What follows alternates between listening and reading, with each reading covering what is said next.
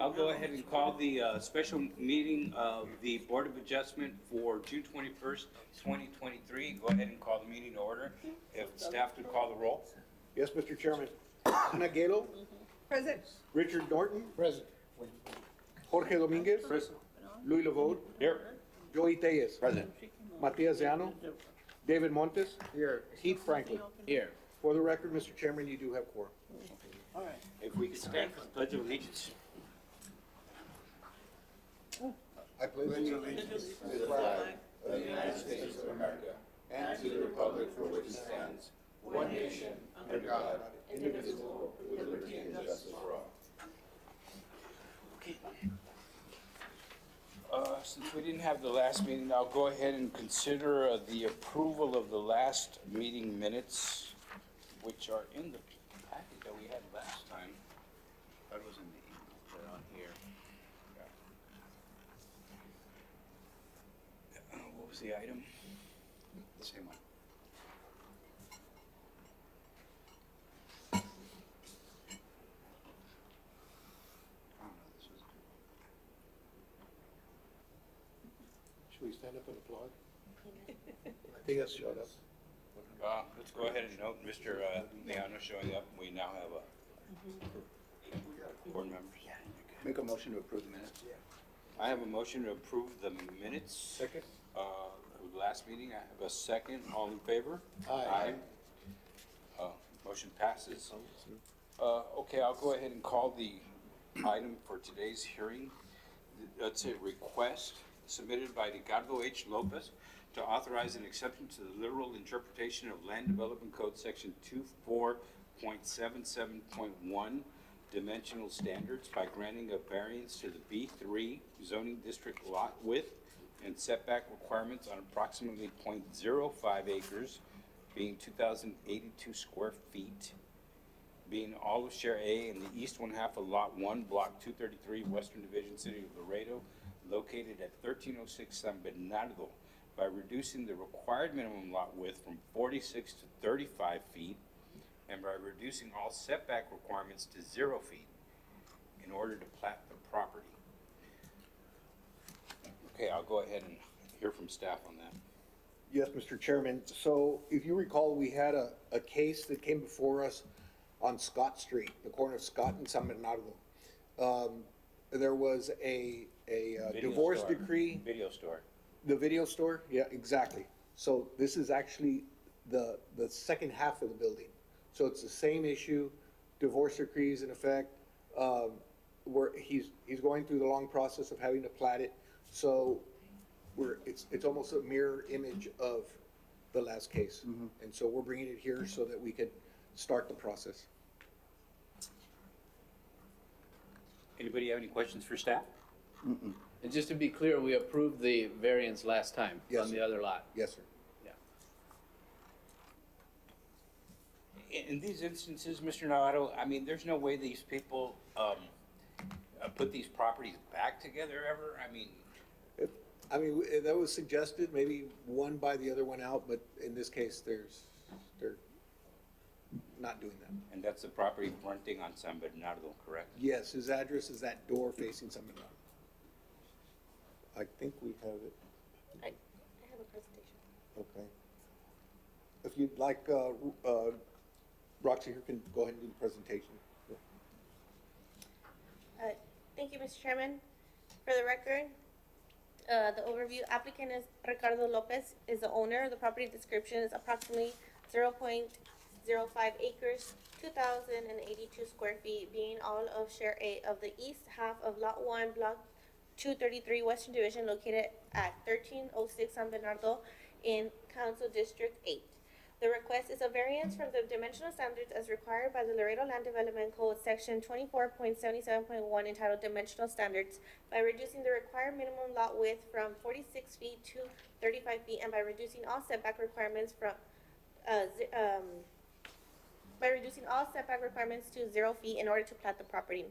The applicant's position, the applicant requests the following variance: to reduce the minimum lot width and reduce all setback requirements in order to plat the property, and will not be able to if the variances were not granted.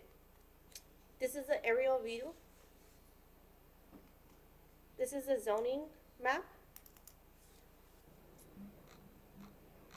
This is the property at 1306 San Bernardo Avenue. Here's another image of 1306 San Bernardo Avenue, or where the front door of the property is. This is a survey with the variance request. The minimum lot width reduced from 46 to 35. The front yard setbacks on the east side of the property that is located along San Bernardo, they want to reduce it from 25 feet to 0. The side yard setbacks, it's reducing it from 10 to 0 on both the interior on the north side and on the south side of the property.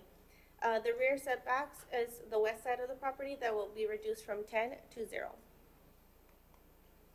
The board authority to grant variances, according to the Laredo Land Development Code, allows the Board of Adjustments to vary building setback, height, distance, and area requirements in peculiar and unusual circumstances which would prevent the reasonable use of the land. Second, to grant a variance in applicable cases that the strict enforcement of this ordinance shall deny the property owner in the use of its property for any reasonable use. The staff recommendation is staff supports the proposed variance for the following reasons. The proposed property was subdivided by a divorce judgment on June 30th of 1969. The denial of the proposed variance prevents the applicant to plat the property since the property does not meet the dimensional standards for a B3 zoning district. And denial of the proposed variance prevents the reasonable use of land. Here are the dimensional standards for the B3 zoning district. And the proposed motion. Thank you, Mr. Chairman.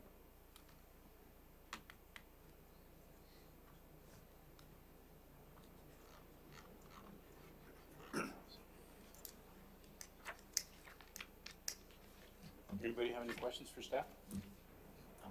Sounds cut and dried. It's been engineered already, hasn't it? Excuse me? It's been engineered so that if one side wants to sell his property, It's been surveyed. Is that what you Surveyed. mean? Yes. it's just, Yeah, they're two separate. it's a weird building shape. It's like a gap in between the two buildings. There's a walkway, I think, between them. This is a public hearing, Mr. Chairman.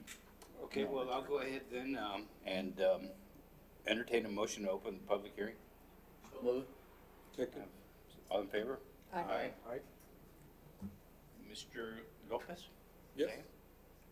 yes, Mr. Chairman. Thank you. So the idea is basically to use this land, even though the grandfather clause apply, building has not allowed me to do anything with this building for the last 2 years. So we're going through this process to plat it in order to do something with the building. What are you gonna do with it? My office. I'm a mortgage broker in the state of Texas, and I'm planning just to set up office.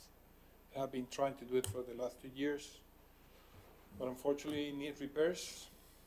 And even the roof that is basically falling apart cannot be demolished or can be rebuilt because nothing is approved.